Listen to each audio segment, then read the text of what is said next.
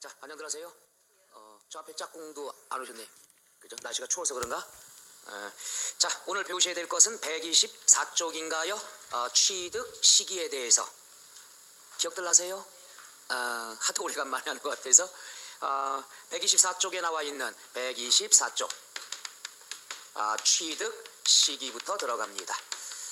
요 취득 시기다 그랬으면은 요것은 뭘 얘기하는 거냐? 언제가 취득한 날로 보느냐 요 얘기죠. 우리가 취득세는 요거 배웠습니다. 취득세는 취득일로부터 며칠 이내 신고납부하죠? 60일.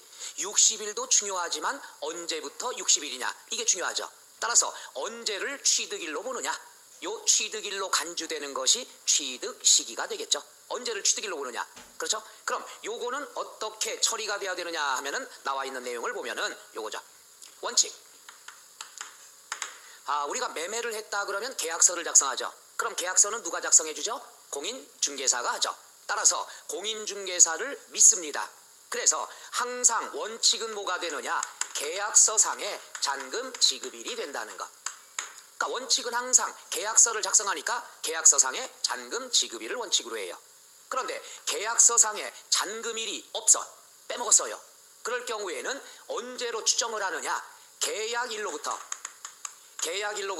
60일이 경과되는 날, 요 날을 취득일로 인정이 된다. 그러니까 계약서를 믿지만 계약서에 잔금일을 명시하지 않았으면 추정을 합니다. 계약일로부터 며칠이 경과되는 날, 60일이 경과되는 날 잔금 치른 걸로 인정을 한다. 그럼 원칙이 있으면 예외가 있겠죠. 예외는 어떤 경우가 있느냐 그러면 우리가 항상 계약서를 믿지만 항상 사실상의 잔금 지급일이 있습니다. 사실상. 그러니까 계약서 나와 있는 거 신경 안 써요. 무조건 사실상 잔금을 언제 치렀느냐. 요건 뭐냐 하면은 준 날이 입증이 되는 경우. 언제 줬느냐? 객관적으로 노출이 된 날짜, 입증된 날짜를 인정을 합니다. 계약서 필요 없어요. 그럼 사실상의 잔금일이라 그러면은 어떤 걸 얘기하느냐? 5가지가 있어요. 국수, 공, 판, 장 5개가 있다는 것. 국수, 공, 판, 장이라는 건 뭐냐? 이것은 날짜가 노출이 됐어요. 날짜가 노출이 됐으니까 계약서는 쳐다볼 필요 있다 없다? 없다. 이게 무슨 말이냐? 국은 뭐냐? 국가로부터 사왔을 때. 그럼 국가로부터 사오면 어떻게 될까요? 언제 잔금 치렀나 노출이 됐죠. 국가로부터 사왔고 잔금을 치른 날은 다 노출이 됐다는 얘기죠. 따라서 요 날짜를 인정하는 거지 계약서는 필요 없다는 얘기죠. 그 다음 수는 뭐냐? 수입했을 때. 수입이다 그랬으면 어떻게 되죠? 수입이 뭐죠? 우리나라에 도착한 건 수입이 아니에요. 우리나라에 도착된 걸 세관을 통과해야지 수입이 되는 거죠. 그러면 세관을 통과하는 게 수입이면 세관 통과한 날짜 알 수 있겠죠. 그 날짜가 노출된 날짜. 계약서 쳐다볼 필요 있다 없다? 없다. 그 다음에 공은 뭐냐? 공매다 그러면 대행기관이 있겠죠. 공매기관, 경매기관, 낙찰됐으면 낙찰된 대금을 지급한 날이 나타나겠죠. 노출됐다는 얘기죠. 그 날짜. 언제? 국가로부터 사왔을 때 언제 잔금 치렀느냐. 그 다음 수입을 했을 때 세관에 노출된 날짜가 언제냐. 공매에서 낙찰된 대금 준 날짜가 언제냐. 다 노출이 된 거예요. 자, 그 다음에 판은 뭐냐? 판결문에 의할 때. 판결문은 누가 작성하죠? 법원이 작성하죠. 그럼 법원이 뭡니까? 갑은 을에게 몇 년 몇 월 며칠에 얼마를 지급하도록 판결한다. 판결문에 날짜가 노출이 됐다는 얘기죠. 따라서 그 날짜가 취득일로 인정이 된다는 얘기죠. 계약서는 쳐다볼 필요 없고. 그 다음에 장은 장부에 기록된 날짜. 장부는 누가 작성을 하느냐? 법인이 작성하죠. 그러면 예를 들어 우리 회사가 공장 부지를 갖다가 샀습니다. 그리고 오늘 잔금 1억을 치렀어요. 그럼 회사 돈 1억이 지출이 됐죠. 지출됐으면 어떡할까요? 장부에 써야 되겠죠. 장부에는 있는 그대로를 써야 됩니다. 따라서 장부상의 날짜, 판결문에 의한 날짜, 공매, 수입, 국가로부터 취득했을 때 날짜, 이 날짜를 취득일로 인정이 됩니다.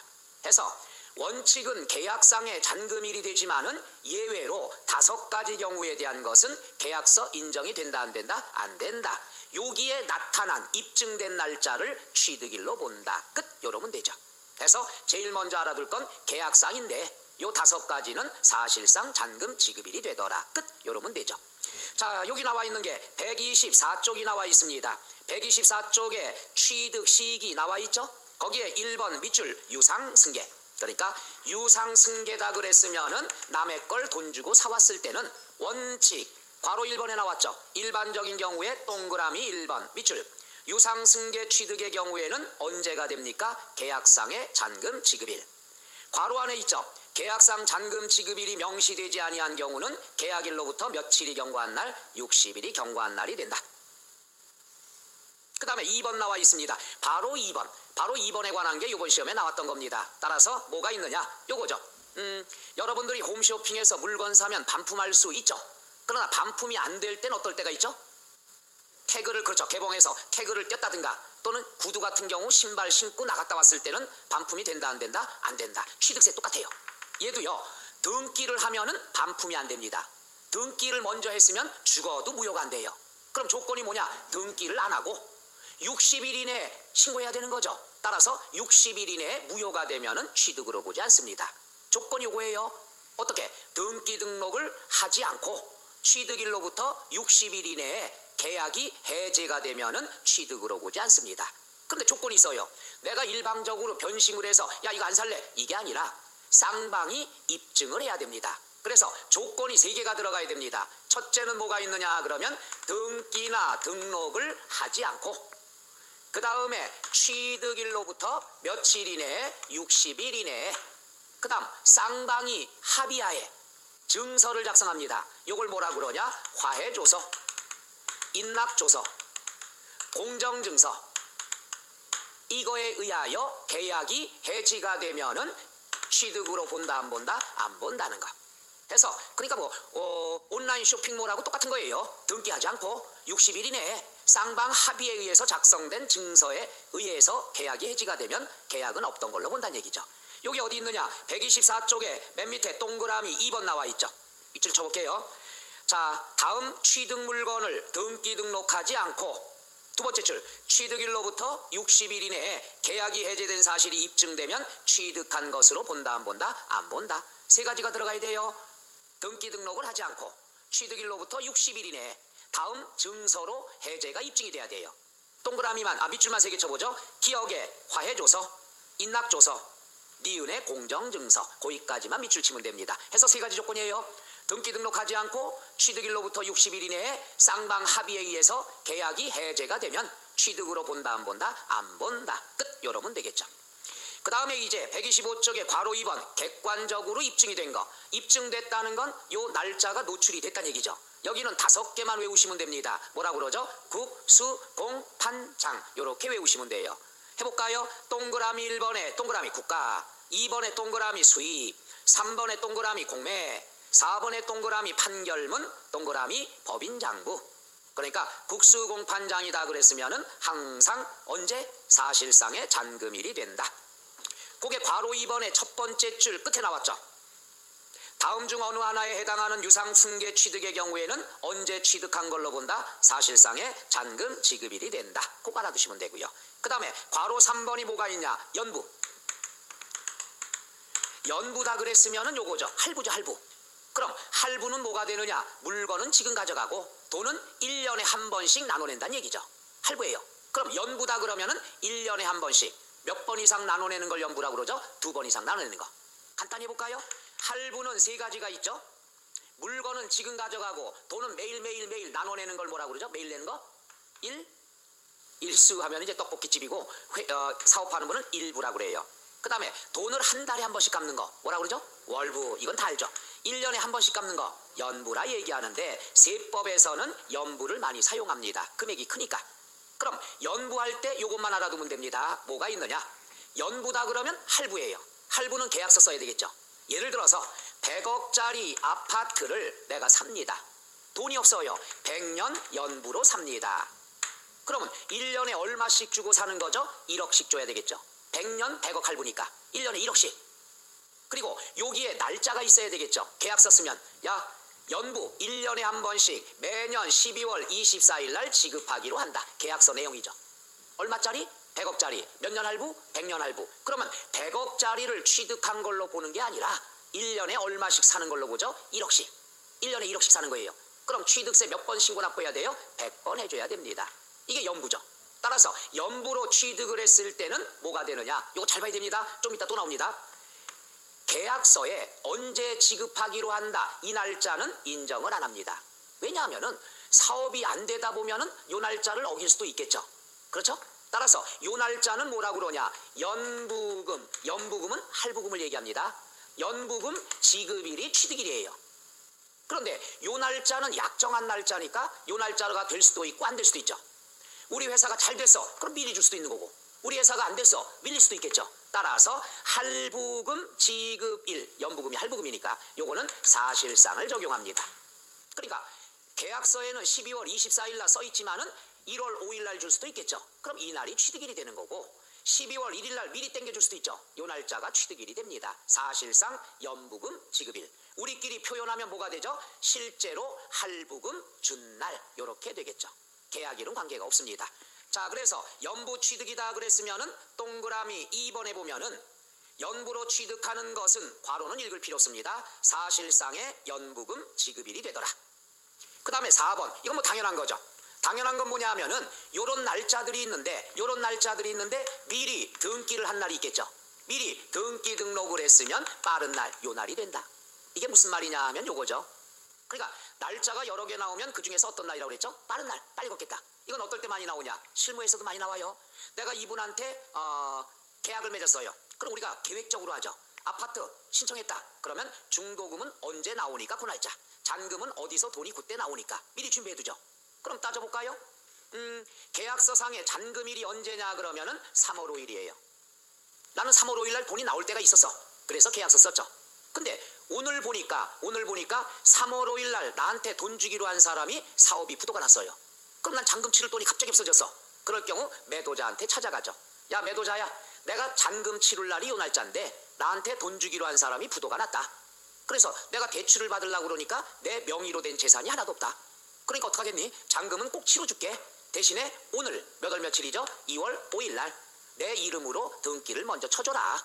나 못 믿냐? 그럼 내가 내 명의로 등기가 이전이 되면 담보대출 받아서 잔금 치러줄게. 이런 경우 실무에서 많이 있습니다.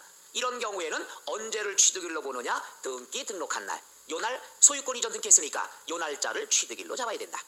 원래는 잔금 지급일이 취득일이 되지만은 그 이전에 등기를 먼저 했으면 빠른 날, 언제가 되죠? 등기 등록일이 취득일이 된다. 요렇게 처리가 되죠. 그래서 괄호 4번에 보면은 취득일 이전에 등기 등록을 했으면은 첫째 줄 나왔죠? 취득일 전에 등기 등록을 한 경우에는 빠른 날, 언제가 되죠? 등기일 또는 등록일이 되더라. 끝. 요러면 되죠. 나머지 것들에 대해서는 우리가 특별하게 공부할 필요는 없습니다. 이게 제일 중요한 거예요. 그 다음 126쪽에 나왔습니다. 간단하게 한번 해볼게요. 맨 위에 무상승계, 요번에 무상승계가 있습니다. 공짜죠, 공짜. 요건 구색 맞춰서 나옵니다. 무상승계 중에서 증여가 있고 상속이 있습니다. 그럼 상속이다 그러면 언제가 되느냐? 상속이 개시되는 때. 당연하죠. 상속이 시작되면 그 날짜가 취득일이 되는 거죠. 그 다음 증여. 증여는 공짜로 받았죠. 공짜로 받았으면 뭐가 되느냐? 재산을 취득하는 때. 취득하는 때. 그러다 보니까 어떻게 될까요? 여기 봐요. 취득하는 때 나오니까 어떻게 됩니까? 취득세 나와 있는 것. 그래서 얘는 뭐냐? 다시 증여에 관한 것은 우리가 이죠. 상속은 갑작스럽게 일어나는 거고 증여는 계획적으로 일어나는 거죠. 따라서 증여는 언제가 되느냐? 계약일이 되겠죠. 그래서 증여는 계약서를 씁니다. 내가 요 물건은 내가 죽은 다음 날 주기로 한다 라든가 10년 뒤 몇 월 며칠에 주기로 한다든가 계약일 요 날 취득한 걸로 봅니다. 그러나 상속은 상속이 개시가 되는 때. 거기에 맨 위에 1번 보면은 일반적인 경우 증여 동그라미 치세요. 증여 1번 그것만 알면 되죠. 무상승계 취득의 경우에는 언제 취득한 걸로 본다? 계약일. 동그라미 2번은 요거랑 똑같습니다. 뭐랑 똑같냐? 요거. 얘는 유상승계나 무상승계나 무효가 되는 건 똑같다는 얘기죠. 등기 등록하지 않고, 그죠? 등기 등록하지 않고 어떻게 돼요? 취득일로부터 60일 이내에 이런 증서에 의해서 계약이 해지가 되면 취득으로 본다 안 본다? 안 본다. 요거 알아두면 되겠죠? 똑같습니다. 그 다음에 괄호 2번은 똑같죠. 취득일 이전에 등기했으면 빠른 날, 등기일 또는 뭐가 되죠? 등록일. 그러니까 여기 보면요, 유상승계 나오는 거나 무상승계나 똑같다는 얘기예요. 같은 거니까 반복해서 나왔고요. 괄호 3번에 상속, 상속이다 그랬으면은 언제가 되느냐? 상속 개시일 또는 유증 개시일이라 얘기합니다. 그 다음에 3번 토지의 원시 취득, 괄호 1번 매립을 했습니다. 간척을 했습니다. 바닷물을 메꿨어요. 강물을 메꿨어요. 공사해야 되겠죠. 그럼 언제가 취득일이 되느냐? 밑줄 공사, 준공, 인가일이 된다. 그 다음에 괄호 2번에 날짜가 나온다 그러면 항상 이렇게 공부하시면 돼요. 날짜가 여러 개 나오면 그 중에서 어떤 날이다? 빠른 날이다. 공부할 필요 없습니다. 그 다음에 4번도 간단히만 봐요. 괄호 1번. 건축물을 개수하는 경우에 개수하면은 뭐예요? 공사해야 되겠죠. 밑줄 사용 승인서 내주는 날. 끝. 그 다음에 6번 봅니다. 6번 차량 기계 선박의 종류 변경. 변경이 됐다 그러면 뭐가 되느냐? 사실상 변경된 날이 돼야 되겠죠. 그런데 공부상에 변경된 날도 나왔다. 날짜가 여러 개 있다. 그럼 그 중에 어떤 날이 되죠? 빠른 날 처리하면 된다는 얘기죠. 7번 토지의 변경. 이것도 괄호 1번. 그러니까 종류 변경이다, 지목 변경이다 나오면 똑같습니다. 사실상 변경된 날. 그런데 공부상에 변경된 날도 같이 나오면 둘 중에 어떤 날이 되죠? 빠른 날이 된다. 이렇게 정리하시면 되죠. 항상 사실주의입니다. 날짜가 나오면 뭐가 되죠? 사실상 뭐가 되죠? 사실상 잔금 지급일 또는 변경일. 항상 사실주의가 된다. 그 다음 128쪽 나왔습니다. 128쪽에 나와 있는 내용. 자, 거기 보면은 8번 과점주주는 됐고요. 과점주주 하나만 해볼까요? 법인의 주식, 지난 시간에 그렇게 많이 배웠던 거죠. 법인의 주식 또는 지분을 취득함으로써 과점주주가 되었을 때는 과점주주가 해당 법인의 부동산을 취득한 것으로 본다. 근데 괄호가 또 나왔죠. 지난 시간에 지겹게 한 거. 법인 설립 시 과점주주는 취득으로 본다, 안 본다? 안 본다. 지난 시간에 많이 한 겁니다. 끝.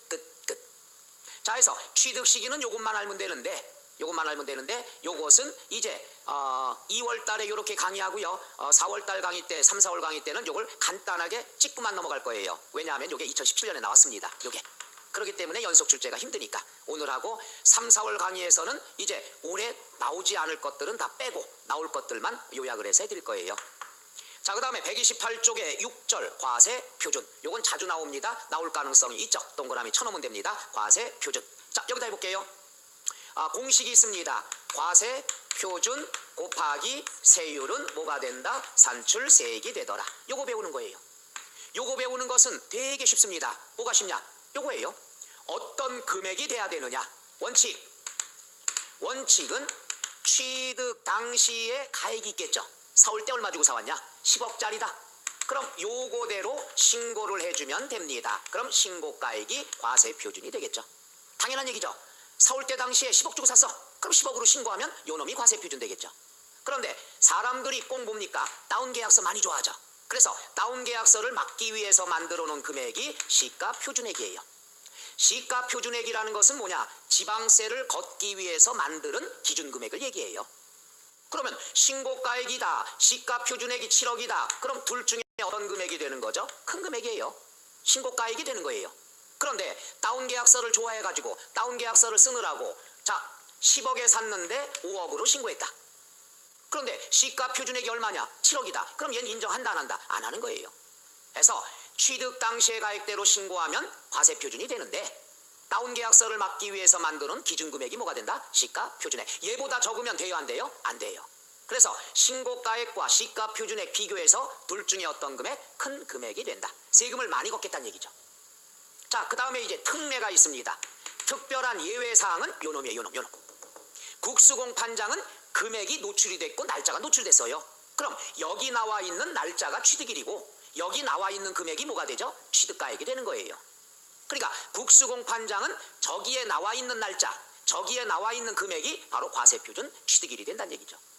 자, 그게 뭐냐? 사실상의 취득가액이라 얘기하죠. 사실상의 취득가액. 사실상의 취득가액이라는 건 이미 입증이 됐다는 얘기죠.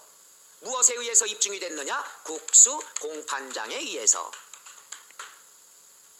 요거는 뭡니까? 국가로부터 사왔어요. 국가로부터 사왔으면 얼마 치렀나 노출이 됐죠. 국가로부터 5억 주고 샀어요. 그럼 국가가 알아요, 몰라요? 알죠. 그럼 그 금액이 취득가액이란 얘기야. 또 수입을 하면은 세관을 통과해야죠. 세관을 통과하면 얼마짜리인지 노출이 되겠죠. 그럼 그 금액이 바로 과세표준이 되는 거죠. 또 공매다 그랬으면은 우리가 뭐예요? 법원에서 하던 어디서 하던 공매가 낙찰이 되면은 얼마에 낙찰됐나 알아요, 몰라요? 알죠. 그럼 그 금액이 취득가액이란 얘기죠. 그 다음에 판결문. 법원 판결문에 의하면 몇 월 며칠에 갑은 을에게 5억을 지급하도록 판결한다. 그럼 5억이 노출이 됐다 이거죠. 그 금액이 취득가액이 된다는 얘기죠. 장부, 회사가 지출이 되면 장부에 꼭 써야 되겠죠. 따라서 법인 장부에 있는 금액이 취득가액이 된다는 얘기죠. 뭐 회사가 자 공장부지 대금 1억을 지급했다. 1억을 주고서 장부에 5억 쓰는 건 없다는 얘기죠. 따라서 장부에 있는 금액, 판결문에 있는 금액, 그 다음에 공매 처분할 때 낙찰 금액, 수익 금액, 국가로부터 사온 금액은 다 노출이 됐다는 얘기죠. 노출됐으면 금액은 여기 있는 금액이 과세표준이 되고 여기 있는 날짜가 뭐가 되죠? 취득일이 된다는 것. 그래서 국수공판장이라는 것 나올 때가 됐습니다. 다만 취득 시기가 작년에 나왔으니까 요번에 나온다면 과세표준에서 나올 수도 있겠죠. 그럼 재밌는 거 잘 들으세요. 여기에 나와 있는 것은요, 취득세, 이따가 배울 등록면허세 똑같습니다. 그래서 이따가 등록면허세 때는 요거 설명을 생략할까 합니다. 똑같으니까. 신고가액이 원칙, 시가표준액과 비교해서 둘 중에 어떤 금액? 큰 금액. 그러나 국수공판장은 얘와 비교할 필요 있다 없다? 없어. 무조건 여기 있는 금액. 얘는 시가표준액과 비교할 필요가 없다는 얘기죠. 끝. 그 다음에 하나 있으면 여기서 배웠던 거 있죠. 연부. 아까 배웠죠? 연부. 연부다 그랬으면은 아까 얘기했어요. 100억짜리 아파트다. 100년 할부다. 1년에 얼마씩이죠? 1억. 바로 여기 할부 금액이 취득가액이 되죠. 따라서 연부는 뭐가 되는 거죠? 연부 금액이 되겠죠. 그죠? 연부 금액도 똑같습니다. 요거는 사실상 지급액을 얘기하는 거죠. 아까 얘기했습니다. 1년에 1억짜리다. 1억은 계약을 했지만 경기가 안 좋으면 돈을 다 못 줄 수도 있다는 얘기죠. 1억을 약속해놓고 올해는 7천만 원 먼저 줬다. 그럼 7천만 원이 취득가액이 되는 거예요. 그래서 연부는 사실상이 된다. 나와 있는 내용을 간단히 볼까요? 129쪽에 나와 있는 것 맨 위에 1번 일반적인 경우 취득세 과세표준은 어떤 가액으로 한다? 취득 당시의 가액이다. 1. 원칙 취득 당시의 가액은 신고가액이 된다. 신고가액 원칙. 2번 예외 시가표준액. 뭐냐? 신고 또는 신고가액에 표시가 없거나 신고가액이 시가표준액보다 적을 때는 뭐가 된다? 시가표준액이 된다. 그 다음에 3. 특례 사실상의 취득가격 또는 연부금액 나왔죠. 사실상의 취득가액은 동그라미만 칠까요? 어디에? 적용 대상의 기업부터. 자, 뭘 동그라미 쳐야 되죠? 국가, 니은은 수입, 디귿은 공매, 리을은 판결문, 법인장부, 국수, 공판장 이렇게 써주면 되고요. 뒤로 넘어가서 보시면은 131쪽에 2번 연부취득. 연부취득은 뭐가 되죠? 연부금액이 된다. 여기서 중요한 게 첫 번째입니다. 연부로 취득하는 경우에는 연부금액인데 괄호 안에 밑줄 치세요. 연부금액이라는 것은 사실상 지급되는 금액을 말한다. 계약서에는 1억이라 썼지만 실제로 5천만 원 주면은 5천만 원이 취득가액이 되더라. 그 다음에 3번, 4번 두 가지, 3번, 4번 두 가지에 대한 건 요겁니다. 뭐냐 하면은 요거죠. 여기다 할게요. 변경. 어디 갔어요? 여기다가 종류가 변경이 됐다. 그 다음에 지목이 변경이 됐다. 변경이 됐으면 우리 배웠습니다. 지난 시간에. 기억날까 모르겠지만 변경을 하면은 뭐가 되죠? 가액이 증가되죠. 가액이 증가돼야 취득으로 간주하죠. 따라서 변경이 되면은 증가한 가액이 과세표준이 되겠죠. 증가한 금액이.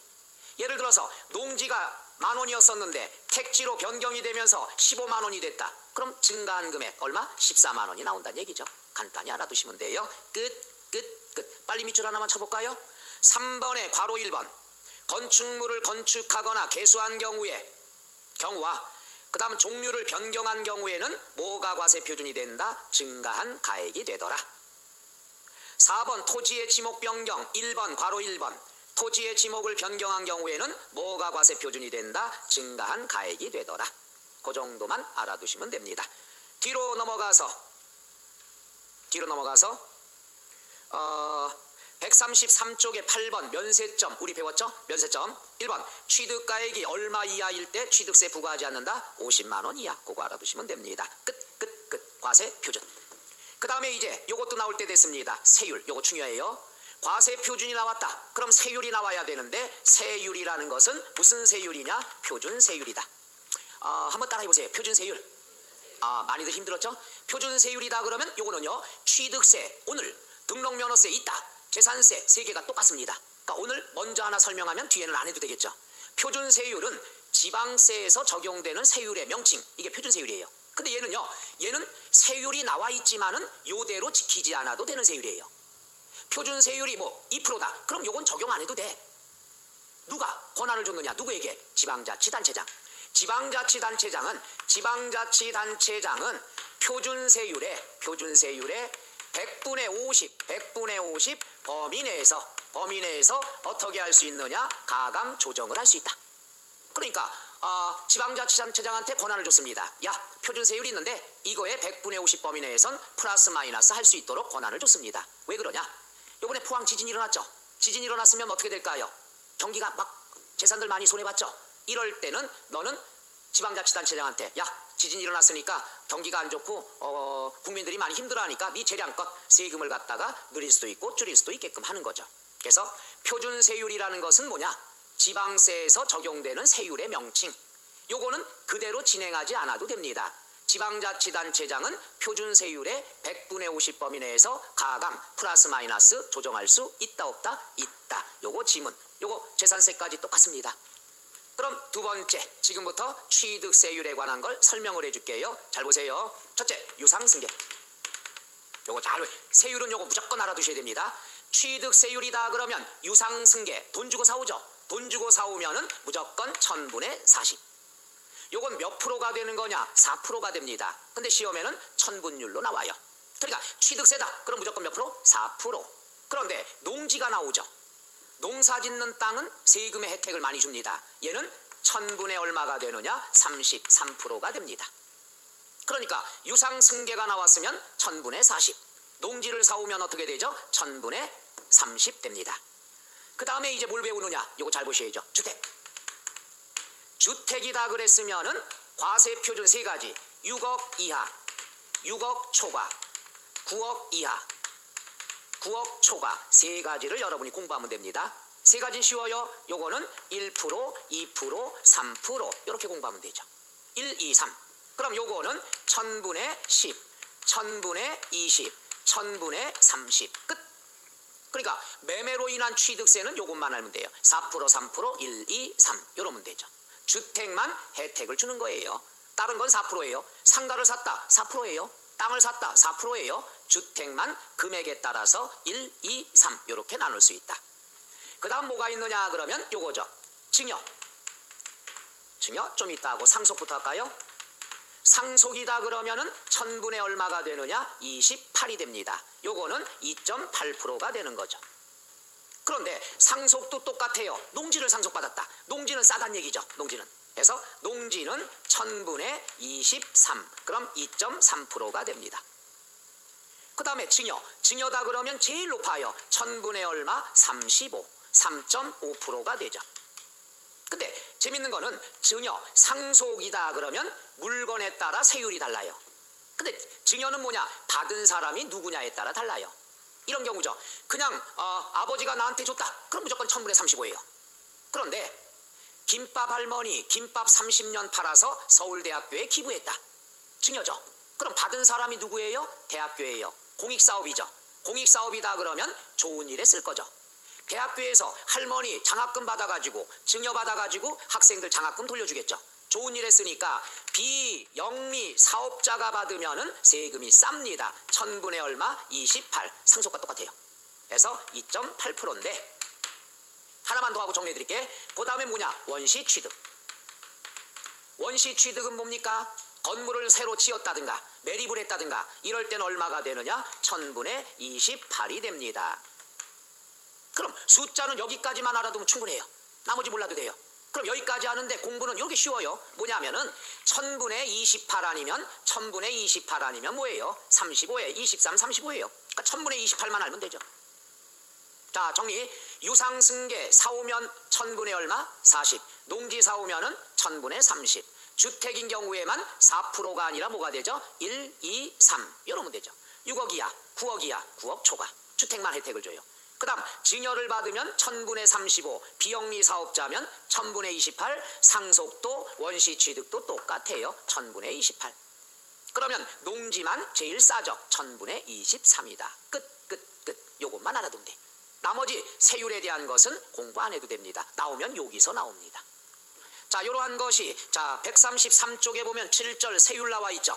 세율 중에서 뒤로 넘어가 134쪽 표준 세율 맨 위에 나와 있죠. 자, 거기에 첫째 줄 한번 밑줄 쳐볼게요. 지방자치단체장은 조례로 정하는 바에 따라 표준 세율의 100분의 50 범위 내에서 가감 조절할 수 있다 없다? 있다. 그 다음에 1번 부동산 괄호 1번의 밑줄 유상 취득 유상 승계죠. 배웠던 거예요. 박스 주택은 1, 2, 3 6억 이하 9억 이하 9억 초과 됐죠? 1000분의 10 1% 1000분의 20 2% 1000분의 30 3% 농지는 얼마가 되죠? 1000분의 30 나머지는 다 얼마가 되죠? 1000분의 40 요거 설명한 거죠. 요거 여기까지 설명한 요거 그 다음 135쪽에 보면 괄호 2번 동그라미 치세요. 상속이다 그러면 농지는 싸죠. 얼마죠? 1000분의 23 나머지는 얼마가 되죠? 1000분의 28 그 다음 괄호 3번은 괄호 안에 동그라미 쳐요. 증여다 그러면 받은 사람이 1번 밑줄 비영리 사업자면 얼마가 되죠? 1000분의 28 나머지 증여는 얼마가 되죠? 1000분의 35 뒤로 넘어가서 4번 보세요. 밑줄 공유물의 분할 괄호 5번 똑같이 봅니다. 합유물의 분할 요거죠. 요거 뭐냐 공유물이다 그랬으면은 요걸 가불병 세 사람이 갖고 있는 게 공유물이죠. 그 다음에 합유물이다 그러면 조합에서 갖고 있는 걸 얘기하거든요. 근데 합유물 같은 경우는 몰라도 되고 공유물, 총유물, 합유물 분할한다. 분할이 뭐예요? 공동 소유한 걸 분할한다는 것은 갈라서 찢어져 이겁니다. 요거 할 때는 얼마가 된다고 그랬죠? 1000분의 23 똑같습니다. 시험에 공유물, 총유물 요것이 가끔 주어집니다. 1000분의 23 제일 싸다는 것만 알면 돼요. 그 다음 원시 취득은 얼마가 되죠? 1000분의 28 그리고 어떻게 해요? 제일 싼 게 1000분의 23이에요. 그 다음 1000분의 28 요것만 잘 보면 되겠죠. 공부하기 좋게 136쪽 맨 밑에 요약정리 박스 나와 있죠. 그게 바로 이놈이에요. 그 박스 안에 있는 것만 공부하시면 됩니다. 그거 별표시 하세요. 별표시. 나머지에 관한 것들에 대해서는 여러분이 모르셔도 되고요. 하나 서비스 137쪽에 괄호 2번 차량 밑줄 자동차만 상식적으로 해볼게요. 동그라미 1번만 봅니다. 여러분 자가용 사면은 취득세가 몇 프로란 얘기예요? 1000분의 70 7%입니다. 이건 상식으로 알고 계시라고. 그런데 경차면 몇 프로가 되느냐? 4%입니다. 1000분의 40 그러니까 거기 나와 있는 승용자동차가 나오는데 앞에 동그라미 치세요. 비영업용 승용차는요 세법에서 아무리 회사가 업무용으로 쓴다고 해도 세법은 다 비영업용으로 봅니다. 승용차는 세법에서 하나 해볼까요? 세법에서 승용차 중에서 영업용으로 인정하는 승용차는 하나뿐이 없어요. 나머지는 다 비영업용. 우리 회사가 영업사원들 쓰게 하려고 차를 샀어요. 승용차. 영업용 사원들 쓰게 한다 하지만은 세법에서는 인정을 안 해요. 승용차는. 세법에서 화물차는 영업용으로 인정합니다만은 승용차는 영업용으로 인정 안 됩니다. 다 비영업용이에요. 그럼 승용차 중에서 세법에서 인정하는 영업용은 뭐냐? 하나뿐이 없어요. 승용차 나오는 건 택시회사의 택시. 택시회사의 택시만 영업용 승용차로 보는 거예요. 나머지 승용차는 다 비영업용으로 봅니다. 그래서 몇 프로가 되죠? 7%. 그 다음에 경차는 얼마가 되죠? 4%. 그것만 공부하세요. 나머지 세율에 관한 것은 공부하실 필요가 없습니다. 그 다음 138쪽에 2번 표준세율에서 중과기준세율을 뺀 세율이 나오는데 거기다 밑줄 하나 치세요. 중과기준세율. 중과기준세율은 콕 찍어서 외우세요. 1000분의 20 요번 2월 달에는 중과기준세율이라는 건 1000분의 20이다. 이렇게만 알고 체크하세요. 요건 4월 달 과정에 설명할 겁니다. 그 다음 139쪽에 3번 밑줄 또 나왔죠. 중과기준세율. 중과기준세율이라는 건 의 나와 있죠. 의만 봅니다. 취득세 표준세율에 가감하거나 세율 특례 적용 기준이 되는 세율로서 다 의미 없는 얘기고 중과기준세율은 세율 1000분의 얼마라는 것만 알아두면 돼요. 1000분의 20이다. 그것도 체크 나중에 배우실 겁니다. 그 다음 141쪽에 4번 완결 표시하세요. 중과세율. 제일 어려운 겁니다. 요것도 4월 달에 배웁니다. 요번 2월 달에 세율은 요것만 보는 거예요. 요거에다가 중과세율까지 외우면 머리 터집니다. 그러니까 2월 달에는 요 세율은 무조건 알아두세요. 나오면 중과세율보다 얘가 더 많이 나오니까 꼭 명심하셔야 됩니다. 중과세율은 4월 달 과정에 중과세율이 어디까지 나와 있느냐 쭉쭉 굉장히 많습니다. 147쪽까지가 중과세율에 관한 단원이에요. 페이지 굉장히 많죠. 숫자도 많아요.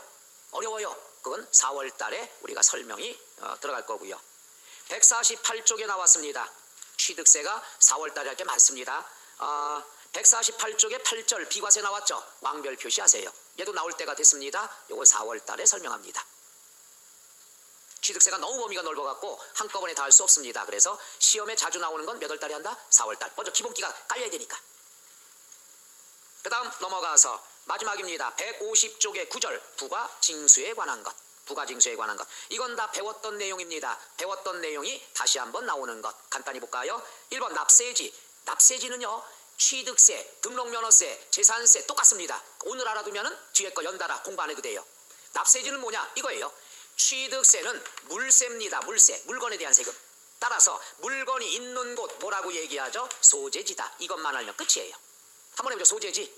소재지 알면 재산세까지 납세지는 끝났습니다. 똑같아요. 그럼 볼까요? 부동산 소재지. 다 소재지예요. 다만 한 가지만 밑줄. 4번 항공기. 항공기다. 비행기가 잠깐 머무르는 곳, 그걸 뭐라고 그러죠? 정치장이라 한다는 거. 그것만 용어가 낯서니까. 취득세도 정치장 소재지, 등록면허세도 정치장 소재지, 재산세도 뭐가 되죠? 정치장 소재지. 똑같습니다. 그래서 납세지는요, 오늘 알아두면 공부할 것도 없고 등록면허세, 재산세 똑같습니다. 끝. 그 다음 151쪽에 나왔습니다. 3번 요거 밑줄. 둘 이상의 지방자치단체 연결이 되어 있다.